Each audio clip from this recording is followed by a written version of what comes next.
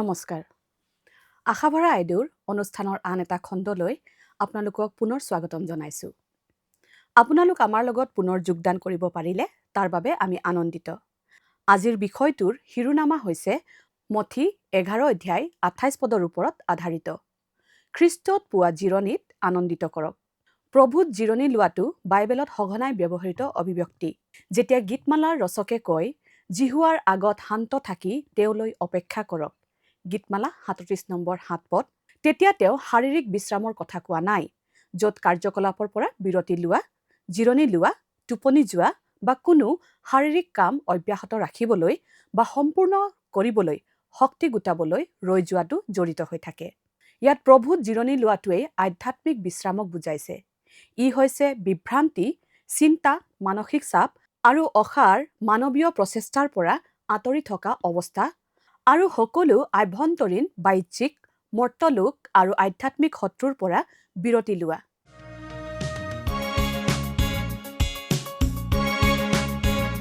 কেতিয়াবা নীৰলে বহি চাইছানে এবাৰ ভাবি, কেতিয়াবা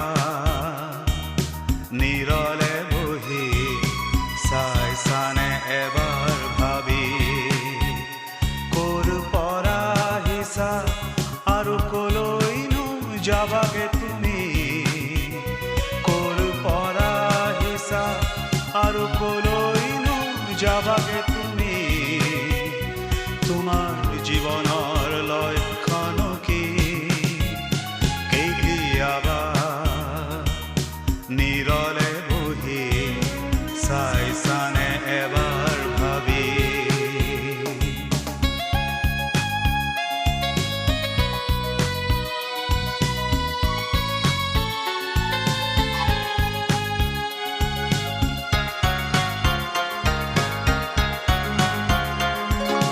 লক্ষ্যবিহীন সাৰথিবিহীন হয় নেকি তোমাৰ জীৱন, লক্ষ্যবিহীন সাৰথিবিহীন হয় নেকি তোমাৰ জীৱন, জীৱন যুঁজ ভাগৰি যুগৰি, জীৱন যুঁজ ভাগৰি যুগৰি, খাইছানে বাৰু লতি ঘটি, খাইছানে বাৰু লতি ঘটি, তোমাৰ জীৱনৰ লক্ষণ কি, কেতিয়াবা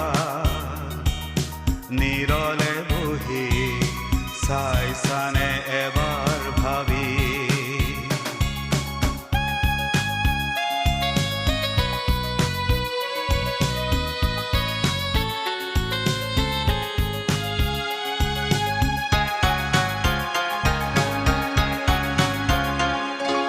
যিচুতেই জীৱনৰ অৰ্থ পাবা, জীয়াই থকাৰো পাবা প্ৰেৰণা, অজ্ঞান এন্ধাৰ আঁতৰ কৰি দিব তোমাক তেওঁ।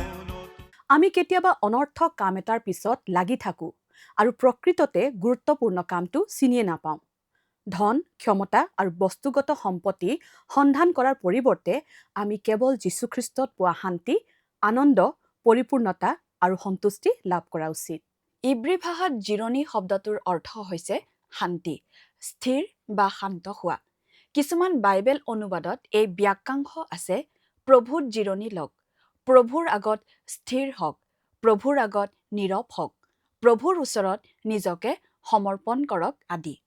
আহক আপোনালোকক আমি পুৰণি নিয়মৰ সময়ৰ কথাবোৰলৈ লৈ যাওঁ। ঈশ্বৰে ইছৰাইলৰ লোকসকলক কি প্ৰতিজ্ঞা কৰিছিল? ঈশ্বৰে ইছৰাইলৰ লোকসকলক প্ৰতিজ্ঞা কৰা দেশত শান্তিপূৰ্ণ জীৱন আৰু তেওঁৰ সান্নিধ্যত বিশ্ৰাম লোৱাৰ প্ৰতিজ্ঞা কৰিছিল।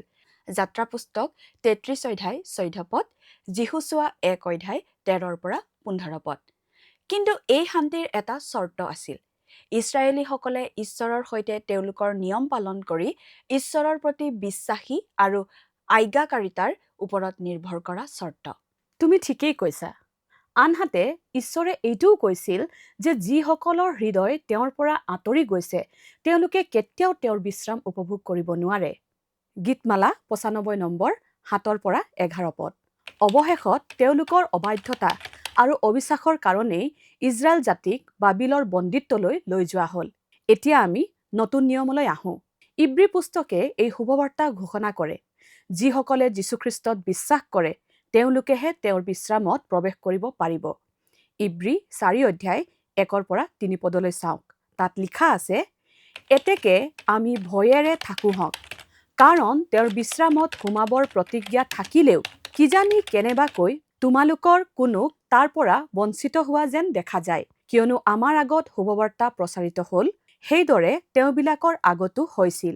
কিন্তু সেই বাৰ্তাৰ বাক্য তেওঁবিলাকলৈ লাভজনক নহ'ল, কাৰণ সেয়ে শুনাবিলাকে সৈতে বিশ্বাসৰ দ্বাৰাই সংযুক্ত নহ'ল।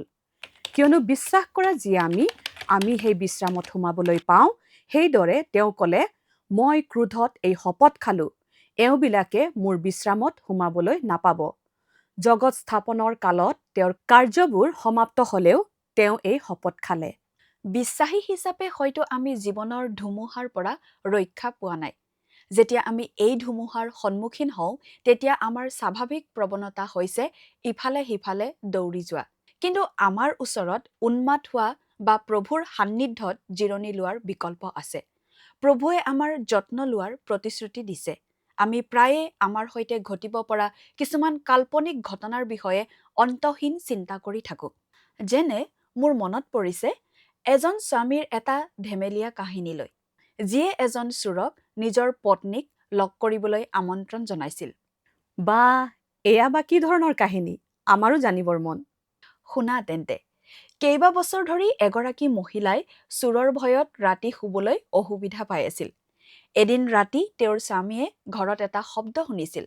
গতিকে তেওঁ তদন্ত কৰিবলৈ তললৈ নামি গ'ল। যেতিয়া তেওঁ তাত উপস্থিত হৈছিল, তেওঁ এজন চোৰ দেখা পাইছিল। ঘৰৰ মানুহজনে ক'লে, শুভ সন্ধিয়া, তোমাক দেখি মই আনন্দিত হৈছোঁ। ওপৰলৈ আহি মোৰ পত্নীক লগ কৰক। তেওঁ আপোনাক লগ পাবলৈ 10 বছৰ ধৰি অপেক্ষা কৰি নিজৰ টোপনি ক্ষতি কৰি আছে। যদিও এইটো কেৱল এটা ধেমেলীয়া কাহিনী, তথাপিও ই আমাক শিকায় যে আমি কেতিয়াবা এনেই চিন্তা কৰি থাকোঁ, তাৰ পৰিৱৰ্তে আমি প্ৰভুৰ ওপৰত তেওঁৰ সুৰক্ষা আৰু আমাৰ যত্নৰ বাবে বিশ্বাস কৰাটো প্ৰয়োজন। আমাৰ প্ৰভুৱে আমাক কৈছে, হে পৰিশ্ৰান্ত আৰু ভাৰাক্ৰান্ত লোকসকল, মোৰ ওচৰলৈ আহা, মই তোমালোকক জিৰণি দিম। মই নম্ৰ আৰু কোমল চিত্তৰ মানুহ, এই হেতুকে তোমালোকৰ ওপৰত মোৰ জুৱলি লোৱা আৰু মোৰ পৰা শিক্ষা লোৱা। তাতে তোমালোকে নিজৰ নিজৰ মনত জিৰণি পাবা, কিয়নো মোৰ জুৱলি সুসহ্য আৰু ভাৰো লঘু। মঠি 11 অধ্যায় 28 পৰা 30 পদ। ইব্ৰীৰ লিখকে আমাক কয় যে স্বৰ্গত বিশ্বাসীসকলৰ বাবে চূড়ান্ত বিশ্ৰাম আছে। ইব্ৰী 4 অধ্যায় 9 পদৰ পৰা 11 পদ। ইয়াৰ মাজতে আমি আমাৰ সকলো বোজা আৰু সমস্যা প্ৰাৰ্থনাত ঈশ্বৰৰ ওচৰলৈ লৈ যাবলৈ উৎসাহিত হওঁ। আমি তেওঁৰ আগত আমাৰ হৃদয় ঢালি দিব পাৰোঁ আৰু তেওঁ ইতিমধ্যে আমাৰ বাবে যি কৰিছে তাৰ বাবে তেওঁক ধন্যবাদ দিব পাৰোঁ। মঠি 11 অধ্যায় 28 পৰা 30 পদত প্ৰভুৱে তেওঁৰ ওচৰলৈ গ'লে বিশ্ৰাম দিয়াৰ যি প্ৰতিজ্ঞা কৰিছে, এই জিৰণিৰ অৰ্থ কি আৰু ইয়াত কোনটো বুজাৰ কথা কোৱা হৈছে? অনুগ্ৰহ কৰি বুজাব পাৰিবানে? হয়, জিৰণি আৰু বুজাৰ অৰ্থ বুজিবলৈ ই এক গুৰুত্বপূৰ্ণ পদ। আপুনি কেতিয়াবা এই জীৱনৰ বস্তুবোৰেৰে আপ্লুত হৈছেনে? হয়তো আপুনি আপোনাৰ সন্তানৰ বিবাহক লৈ মানসিক চাপত পৰিছে, হয়তো আপুনি আপোনাৰ পৰিয়ালৰ উপাৰ্জনৰ বাবে চিন্তিত। আপোনাৰ সন্তানৰ কেৰিয়াৰৰ ওপৰত মানসিক চাপ দিছে বা ঘৰৰ অন্তহীন কামৰ ওপৰত মানসিক চাপ আছে, য'ত জীৱনটো ইমান কঠিন যেন লাগে আৰু আপুনি যিয়ে নকৰক কিয়, কথাবোৰ যেন সঠিক দিশত নাযায়। আজিৰ বাবে আমি বাছি লোৱা অংশটোত যীশুৱে এটা সহজ জুৱালিৰ প্ৰতিশ্ৰুতি দিছে, যি তেওঁৰ বিশ্ৰামলৈ লৈ যায়। আপুনি হয়তো এই বিষয়ত বহুতে প্ৰচাৰ কৰা শুনিছে। আমাৰ দেশৰ গ্ৰাম্য অঞ্চলত জুৱলি আৰু গৰু সচৰাচৰ দেখা যায়। এজন খ্ৰীষ্টিয়ান চিকিৎসকে কুষ্ঠৰোগ আৰু জুৱলিৰ বিষয়ে নিজৰ দৃষ্টিভংগী প্ৰকাশ কৰিছে। তেওঁ এইদৰে কয়, মই এজন অস্ত্ৰোপচাৰ বিশেষজ্ঞ হিচাপে কাম কৰিছিলোঁ, মূলতঃ কুষ্ঠৰোগীৰ সৈতে। কুষ্ঠৰোগ হৈছে স্নায়ুৰ এক ৰোগ আৰু ইয়াৰ ভুক্তভোগীসকলে বিষ অনুভৱ নকৰে। যেতিয়া মই সংক্ৰমিত আলচাৰ বা চুটি আঙুলি আৰু ভৰিৰ আঙুলিৰ চিকিৎসা কৰিছিলোঁ, বিশেষ চাপৰ ফলত সেই কোষকলাবোৰ নষ্ট হৈ যোৱাৰ কাৰণে চিকিৎসা কৰিবৰ বাবে বেছি কষ্ট কৰিব লগা হৈছিল। মোৰ আচৰিত হ'বলৈ বাকী নাথাকিল যে বেছিভাগ ক্ষতি এই ধৰণৰ সৰু সৰু আঘাত বাৰে বাৰে পোৱাৰ পৰাই হৈছে। ঘাঁ কাটি যোৱা বা জ্বলা পোৰাৰ দৰে ডাঙৰ আঘাতৰ পৰা নহয়। যেতিয়া আঘাত এটা ঠাইত বাৰে বাৰে পোৱা যায়, তেতিয়া জীৱিত কোষবোৰ ধ্বংস হ'ব পাৰে। বিচনাত পৰি থকা ৰোগীৰ ঘাটোৱে আটাইতকৈ স্পষ্ট প্ৰমাণ। সংবেদনহীন ৰোগী এজনে একেটা চাপৰ স্থানত স্থিৰ হৈ পৰিলেই ভয়ংকৰ আলচাৰ হ'ব। আনহাতে বিষ অনুভৱ কৰা ব্যক্তি এজনে ভাগৰুৱা স্নায়ুকোষৰ পৰা অহা বিষৰ প্ৰতিক্ৰিয়াত গোটেই ৰাতিটোৱে চটপটাই থাকিব। সেই নীতিবোৰ পোনপটীয়াকৈ প্ৰযোজ্য গৰুৰ ডিঙিত জুৱলি এটাৰ ফলত হোৱা চাপৰ ক্ষেত্ৰত। যদি মই এটা বলধৰ ডিঙিত চেপেটা খোদিত নোহোৱা কাঠৰ টুকুৰা এটা লগাই গাড়ী টানিবলৈ ব্যৱহাৰ কৰোঁ, তেনেহ'লে অতি সোনকালে সেই বলধৰ ডিঙিত চাপৰ ঘাঁ ফুটি উঠিব আৰু তাক ব্যৱহাৰ কৰিব নোৱাৰা হৈ পৰিব। গৰুৰ ডিঙিৰ আকৃতিত এটা ভাল জুৱলি গঠন কৰিব লাগে। ই ছালৰ বৃহৎ অংশ আৱৰি ৰাখিব লাগে যাতে চাপবোৰ ডিঙিত ভালকৈ বহে। ইয়াৰ উপৰিও ইয়াক মসৃণ, ঘূৰণীয়া আৰু কোনো ধৰণৰ চোকা নথকাকৈ পলিচ কৰা উচিত যাতে কোনো এটা বিন্দুৱেই অযথা উচ্চ চাপ সহ্য নকৰে।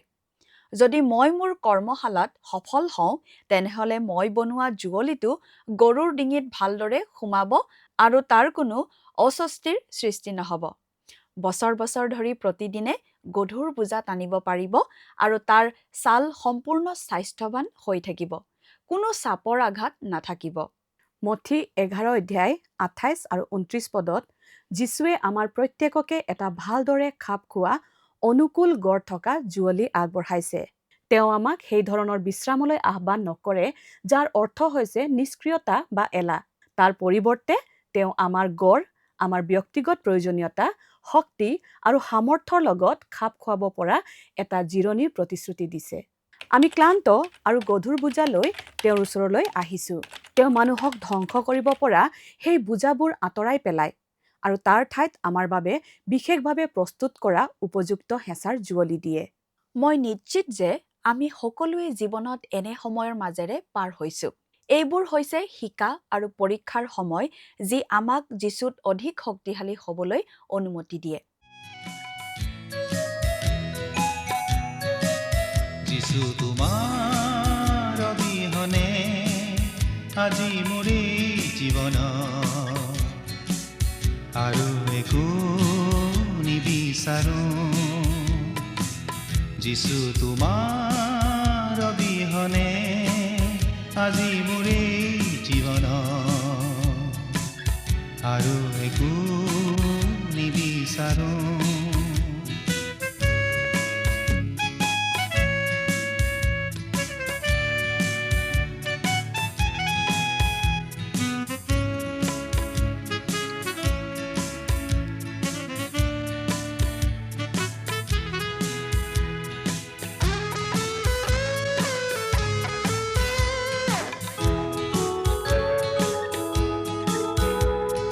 যিছু তুমিয়েই মোৰ সকলো, তোমাতে জীৱন লভিলো। হতাশা নিৰাশাৰ মাজতো জীৱনৰ আশা দেখিলো। সেয়েহে কেনেকৈ এৰো যিছু তোমাৰ প্ৰেমতে থাকো। সেয়েহে কেনেকৈ এৰো যিছু তোমাৰ প্ৰেমতে থাকো। যিছু তোমাৰ অবিহনে আজি মোৰ এই জীৱন আৰু একো নিবিচাৰো।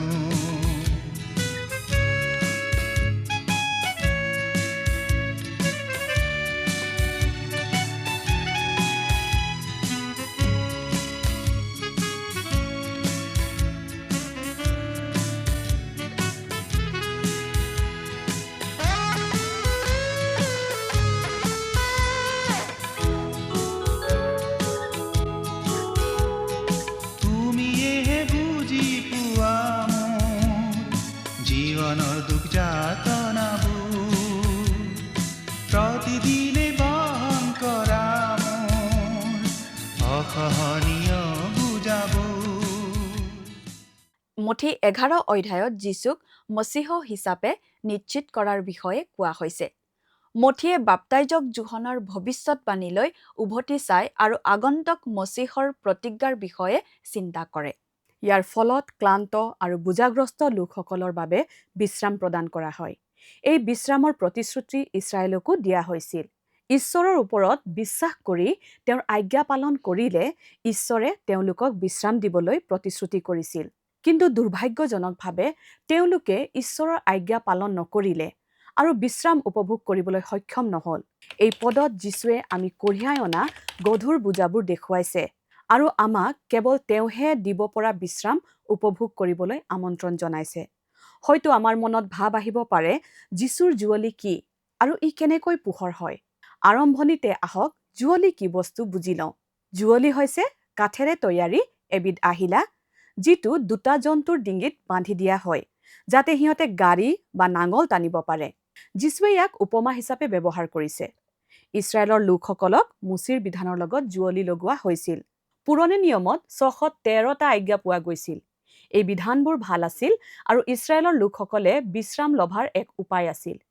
কিন্তু সেই সময়ৰ ধৰ্মগুৰুসকলে ঈশ্বৰে দিয়া এই বিধানসমূহৰ লগত আৰু বহুতো নিয়ম সংযোগ কৰি দিছিল। সেয়েহে যীশুৱে ইয়াক এক গধুৰ জুৱলি বুলি অভিহিত কৰিলে। যিসকলে ধৰ্মীয় হ'বলৈ চেষ্টা কৰিছিল তেওঁলোকক আত্মধাৰ্মিক আৰু আইনগত আইন শৃংখলা পালনকাৰীসকলৰ দ্বাৰা ভাৰাক্ৰান্ত কৰা হৈছিল। পথাৰত হাল বোৱাৰ সময়ত জুৱলি কেনেকৈ দুটা গৰুক একেলগে ৰাখে তাৰ বিষয়ে শ্ৰোতাসকলে বুজি পোৱাটো যীশুৱে গুৰুত্ব দিছিল। শক্তিশালী গৰুটোৱে দুৰ্বল গৰুটোক আগুৱাই লৈ যায়। এই দৃষ্টান্তত মানুহ নিঃসন্দেহে সেই দুৰ্বল গৰু। আমি আমাৰ জীৱনক কিহৰ সৈতে জুৱলি দিছো? এয়া হৈছে কেইটামান পাপৰ তালিকা: লোভ, কামনা, বিচাৰ, স্বাৰ্থপৰতা, খং, অহংকাৰ। কিন্তু শেষত আমি লোৱা সিদ্ধান্তবোৰে পাপৰ জুৱলি বা খ্ৰীষ্টৰ জুৱলি উপস্থিতি প্ৰকাশ কৰে। পাপৰ জুৱলি প্ৰথমতে লঘু যেন অনুভৱ হ'ব পাৰে, কিন্তু পিছত অধিক গধুৰ হৈ পৰে। ই ভাল অনুভৱ কৰিব পাৰে, ইব্ৰী 11 অধ্যায় 25 পদ, কিন্তু ই সময়ত ক্ষতি কৰে। সেইকাৰণেই পৌলে ৰোমিয়া 6 অধ্যায় 23 পদত আমাক সতৰ্ক কৰি কৈছে, কিয়নো পাপৰ বেজ মৃত্যু, কিন্তু ঈশ্বৰে দিয়া বৰ আমাৰ প্ৰভু যীশু খ্ৰীষ্টৰ দ্বাৰাই অনন্ত জীৱন। পাপৰ জুৱলিয়ে মৃত্যুলৈ লৈ যায়। যীশুৱে এই আমন্ত্ৰণক এক প্ৰতিজ্ঞাৰে পালন কৰিলে। যদি আমি তেওঁৰ ওচৰলৈ যাওঁ তেনেহ'লে আমি বিশ্ৰাম পাম। পিছে ভাবিবলগীয়া কথা যে যিহুদীসকলে এনে কঠোৰ বিধানৰ অধীনত বোজা অনুভৱ কৰা নাছিলনে? হয়তো নাছিল, কাৰণ আচৰিত কথাটো হ'ল তেওঁলোকে বিধানৰ অধীনত জীয়াই থকাটোক দাসত্ব বুলি নাভাবিছিল, বৰঞ্চ উপহাৰ হিচাপেহে গণ্য কৰিছিল। ই প্ৰমাণ কৰিছিল যে তেওঁলোক ঈশ্বৰৰ বিশেষ লোক। গতিকে লোকসকলে অনুভৱ কৰিছিল যে বিধানৰ জুৱলিটো অত্যাচাৰী নহয়, বৰঞ্চ এনেকুৱা কিবা এটা যাৰ অধীনত তেওঁলোকে নিজকে ইচ্ছাকৃতভাৱে ৰাখিছিল। কিন্তু ফৰিচীসকলে ঈশ্বৰৰ বিধানত ইমানেই নিয়ম যোগ কৰি দিলে যে ই এক ভয়ংকৰ বোজা হৈ পৰিল। এতিয়া যীশুৱে তেওঁলোকক নিজৰ প্ৰকৃতাৰ্থ জুৱলি ল'বলৈ আমন্ত্ৰণ জনাইছে। আহক এই বিষয়ে আমি জুৰিৰ দ্বাৰা যিহুদী আৰু বিধানৰ সম্পৰ্কে প্ৰসংগটো আৰু অলপ বুজাৰ চেষ্টা কৰোঁ। মনত ৰাখিব, যিহুদী জাতিৰ ইছৰাইলক স্বয়ং ঈশ্বৰৰ নিয়মত বিশ্বাসৰ বিধানৰ দ্বাৰা গঠন কৰা হৈছিল।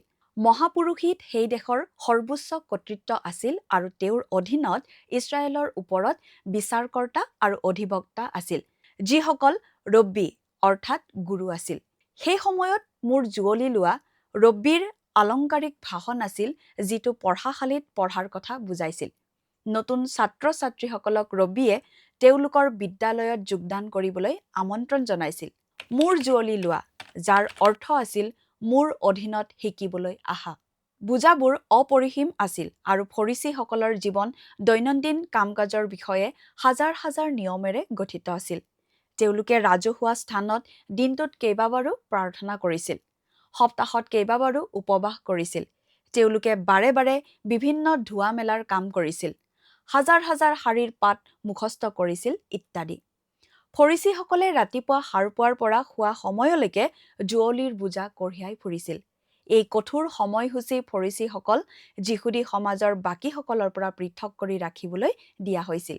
সেয়েহে যেতিয়াই এজন নতুন ৰব্বীৰ ছাত্ৰই মোৰ জুৱলিটো তুলি লোৱা বুলি শুনে, তেতিয়া ই তেওঁক কঢ়িয়াবলৈ গৈ থকা কঠিন বোজাৰ বিষয়ে কৈছে বুলি জনা যায়। কিন্তু যীশুৱে লঘু আৰু সহজে বহন কৰিব পৰা জুৱলিৰ প্ৰতিজ্ঞা কৰিছিল। তেওঁ নিয়ম পালনৰ এক কঠোৰ ধৰ্মীয় ব্যৱস্থাক অনুসৰণ কৰাৰ পৰা স্বাধীনতা প্ৰদান কৰিছিল। গতিকে যেতিয়া যীশুৱে পাপীসকলক পৰিত্ৰাণ দিবলৈ আহিছিল, তেতিয়া তেওঁ কোমল আৰু নম্ৰভাৱে আহিছিল। এই কথা পৌলে ফিলিপিয়া 2:5-8 খ্ৰীষ্ট যীশুত যি ভাৱ, সেয়ে তোমালোকতো হওক। তেওঁ ঈশ্বৰৰূপী থাকোঁতে ঈশ্বৰৰ সমান হোৱাকে কাঢ়ি লোৱা বুলি নামানিলে, কিন্তু নিজকে শূন্য কৰি দাসৰ ৰূপ ধাৰণ কৰি মানুহৰ নিচিনা হ'ল, আৰু আকাৰ প্ৰকাৰত মানুহৰ দৰে হৈ নিজকে সৰু কৰি মৃত্যুলৈকে, এনেকি ক্ৰুচীয় মৃত্যুলৈকে আজ্ঞাধীন হ'ল। ফৰিচীসকলে একেবাৰে নম্ৰ মানুহ নাছিল। তেওঁলোকে তেওঁলোকৰ ধৰ্মীয় জীৱনশৈলীক লৈ গৌৰৱ কৰিছিল। তেওঁলোকে নিজৰ বোজাবোৰ সন্মানৰ বেজৰ দৰে পিন্ধিছিল। তেওঁলোক নিশ্চিতভাৱে নম্ৰ নাছিল, কাৰণ তেওঁলোকে তেওঁলোকৰ বিৰোধীক দোষাৰোপ কৰিবলৈ বহুতো নিয়ম গোটাইছিল আৰু জনসাধাৰণৰ পৰা ধন আদায় কৰিছিল। হয়, এতিয়াহে মই বুজি পাইছোঁ যে ইছৰাইলৰ লোকসকলে ব্যৱস্থাৰ অধীনত কিয় দুখ কষ্ট ভোগ কৰিছিল। আৰু সেইকাৰণেই যীশুৱে সেই লোকসকলক আমন্ত্ৰণ জনাইছিল যিসকলে তেওঁলোকৰ ওপৰত জাপি দিয়া ধৰ্মীয় নিয়মৰ বোজা বহন কৰি ক্লান্ত হৈ পৰিছিল। সেয়েহে যীশুৱে তেওঁলোকক বিশ্ৰাম দিয়া প্ৰতিজ্ঞা কৰিছে। ক্লান্তিৰ পৰা সুস্থ হ'বলৈ আমাৰ শৰীৰ আৰু মনক বিশ্ৰামৰ প্ৰয়োজন। এজন মানুহ আছিল যিয়ে আন এজনক গোটেই দিনটো কাঠ কটাৰ প্ৰতিযোগিতাৰ বাবে প্ৰত্যাহ্বান দিছিল। প্ৰত্যাহ্বান পোৱাজনে বহু কষ্ট কৰিলে। কেৱল দুপৰীয়াৰ আহাৰ গ্ৰহণৰ বাবেহে অলপ সময়ৰ বাবে বিৰতি লৈছিল। আনজন মানুহে আৰামেৰে দুপৰীয়াৰ আহাৰ গ্ৰহণ কৰিছিল আৰু দিনটোত কেইবাবাৰো বিৰতি লৈছিল।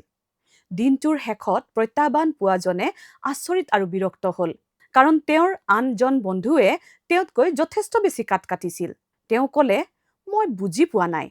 মই যেতিয়াই আপোনাক চাওঁ, আপুনি জিৰণি লৈছিল, তথাপিও আপুনি মোতকৈ বেছি কাঠ কেনেকৈ কাটিলে? বেছি কাঠ কটাজনে উত্তৰ দিলে, কিন্তু আপুনি লক্ষ্য কৰা নাছিল যে মই যেতিয়াই জিৰণি ল'বলৈ বহিছিলোঁ, তেতিয়াই মই কি কৰি আছিলোঁ? জিৰণিৰ সময়ত মই মোৰ কোঠাৰখন চোকা কৰি আছিলোঁ। কিন্তু জানে, যীশুৱে আমাক যি জিৰণি দিব বিচাৰিছে, ক্লান্ত লোকসকলৰ বাবে দিয়া আমন্ত্ৰণৰ ক্ষেত্ৰত তেনে নহয়। তেওঁ আমাক তেওঁৰ ওচৰলৈ অহাৰ বাহিৰে আন একো কৰিবলৈ আজ্ঞা দিয়া নাই। যীশুক অনুসৰণ কৰাৰ অৰ্থ এইটো নহয় যে আমি সকলো দায়িত্বৰ পৰা মুক্ত হৈছোঁ। খ্ৰীষ্টৰ জুৱলি আপোনাৰ ওপৰত লোৱাৰ অৰ্থ হৈছে শুভবাৰ্তাৰ আজ্ঞা পালন কৰা আৰু আমাৰ জীৱনৰ বাবে ঈশ্বৰৰ ইচ্ছাৰ অধীন হোৱা। হয়, জীৱনটো কঠিন। বহুতো কথাই আমাক ক্লান্ত কৰি তোলে। আমাৰ ব্যক্তিগত শ্ৰম, আমাৰ পিতৃ মাতৃৰ পৰিশ্ৰম, আমাৰ পৰিচৰ্যাৰ পৰিশ্ৰম, আমাৰ সম্পৰ্কগত সংঘাত, আমাৰ আকস্মিক বা দীৰ্ঘদিনীয়া ৰোগ। কেতিয়াবা আমি কৰা প্ৰায় সকলো কামেই আমাক ক্লান্ত কৰি তুলিব পাৰে। কিন্তু যি বস্তুৱে আমাক আটাইতকৈ বেছি ক্লান্ত কৰে, সেয়া আমি কৰা কামবোৰ নহয়, আমাৰ বিশ্বাসে। যীশুৱে জানিছিল যে আমাৰ বিশ্বাসে হয় আমাৰ বোজা লঘু কৰে, নতুবা বৃদ্ধি কৰে। সেইবাবেই কেতিয়াবা তেওঁ তেওঁৰ ওচৰলৈ অহা মানুহৰ ভিৰলৈ চাইছিল আৰু তেওঁলোকৰ প্ৰতি তেওঁৰ সহানুভূতি হৈছিল, কাৰণ তেওঁলোক হাৰাশাস্তি আৰু অসহায় আছিল। মেৰপালক নথকা ভেড়াৰ দৰে তেওঁ ক্লান্তসকলক আহ্বান জনাবলৈ প্ৰেৰণা পাইছিল। যিসকলে পৰিশ্ৰম কৰে, মোৰ ওচৰলৈ আহক, আৰু তোমালোকে তোমালোকৰ আত্মাৰ বাবে বিশ্ৰাম পাবা। তাৰ বিনিময়ত যীশুৱে আমাৰ আগৰ জুৱলি আমাৰ পৰা আঁতৰাই নিজৰ কান্ধত তুলি ল'লে। আমাৰ সকলো অসহনীয় আত্মাৰ বোজা বহন কৰিলে আৰু আমাক অতি প্ৰয়োজনীয় আত্মাৰ বিশ্ৰাম দিলে। প্ৰিয় দৰ্শকসকল, আমি এই খণ্ডটোৰ আলোচনাৰ শেষত উপনীত হৈছোঁ। আমি নিশ্চিত যে আপোনালোকে এই খণ্ডটো উপভোগ কৰিলে আৰু বহুতো কথা শিকিলে। আপোনালোকৰ আত্মনিৰীক্ষণ আৰু প্ৰাৰ্থনাৰ বাবে কেইটামান প্ৰশ্ন আপোনালোকলৈ দিব বিচাৰিছোঁ। যীশুৱে আমাক জীৱনত সন্মুখীন হোৱা মানসিক চাপ দূৰ কৰাত সহায় কৰিবলৈ তেওঁৰ জুৱলি আমাৰ ওপৰত ল'বলৈ কয়। আপোনাৰ জীৱনৰ কোনবোৰ ক্ষেত্ৰত আপুনি শ্ৰম কৰি আছে বা ক্লান্ত বুলি অনুভৱ কৰি আছে? কিহৰ বাবে আপুনি অস্থিৰ অনুভৱ কৰে? এই নতুন বছৰটো এনে এটা সময় হওক য'ত আপুনি কেৱল যীশুতে আউজি বিশ্ৰাম পাব আপুনি কি শিকিছে আৰু কেনেকৈ আশীৰ্বাদ পাইছে সেয়া আমাক নিশ্চয় জনাব। অহাবাৰলৈ পুনৰ লগ পোৱাৰ আশাৰে বিদায় মাগিছোঁ। নমস্কাৰ।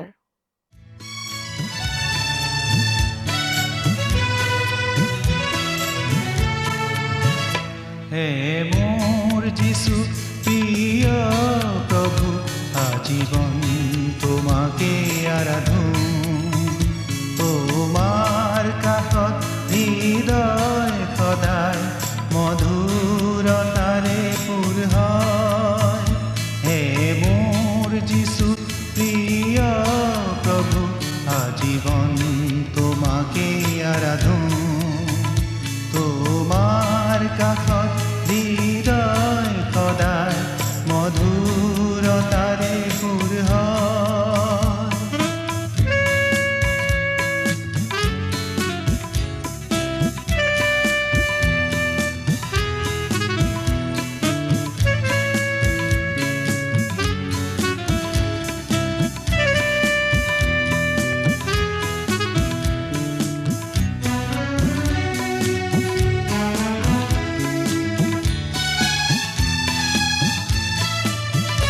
জীৱন পথত নিসংগতাৰ যেতিয়া হতাশা আনে, জীৱন পথত নিসংগতাৰ যেতিয়া হতাশা আনে, তুমিয়ে যিছু প্ৰেৰণাৰ সাগৰ, তুমিয়ে আপোন জীৱন, তুমিয়ে যিছু প্ৰেৰণাৰ সাগৰ, তুমিয়ে আপোন জীৱন। হে মোৰ যিছু প্ৰিয় প্ৰভু, আজীৱন তোমাকে আৰাধো। তোমাৰ কাষত হৃদয় সদায় মধুৰতাৰে পূৰ হয়।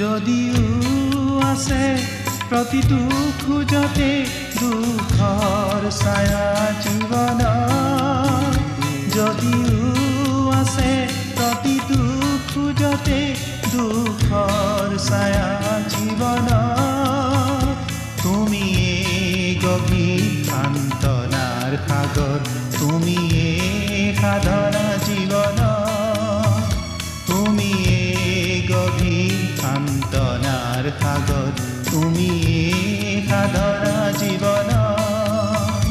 হে মোৰ যিছু প্ৰিয় প্ৰভু, আজীৱন তোমাকে আৰাধো। তোমাৰ কাষত হৃদয় সদায় মধুৰতাৰে পূৰ হয়। হে মোৰ যিছু প্ৰিয় প্ৰভু, আজীৱন তোমাকে আৰাধো। তোমাৰ কাষত হৃদয় সদায় মধুৰতাৰে পূৰ হয়। প্ৰিয় দৰ্শকবৃন্দ, আশা কৰোঁ আপোনালোকৰ এই অনুষ্ঠানটি চাই ভাল লাগিছে। আৰু যদি আপোনালোকে ভাবে যে আপোনালোকৰ প্ৰাৰ্থনাৰ প্ৰয়োজন আছে, তেনেহলে স্ক্ৰীনত দিয়া মোবাইল নাম্বাৰত যোগাযোগ কৰিব পাৰে। আৰু যদি আপোনালোকে এই অনুষ্ঠানটিৰ পৰা উপকৃত হৈছে, তেন্তে অনুগ্ৰহ কৰি আমাক 0444908125 নাম্বাৰত মিছড কল দিয়ক। আমি প্ৰতিজন মিছড কল দাতাৰ পৰা এজনকৈ দৰ্শক বন্ধু বা বান্ধৱী বাছি লওঁ, আৰু এই দৰ্শক বন্ধু বা বান্ধৱীৰ নাম আমাৰ অনুষ্ঠানত প্ৰকাশ কৰা হ'ব আৰু এটি উপহাৰ প্ৰেৰণ কৰা হ'ব। মই নাম্বাৰটো আকৌ এবাৰ কৈ দিছোঁ, 0444908125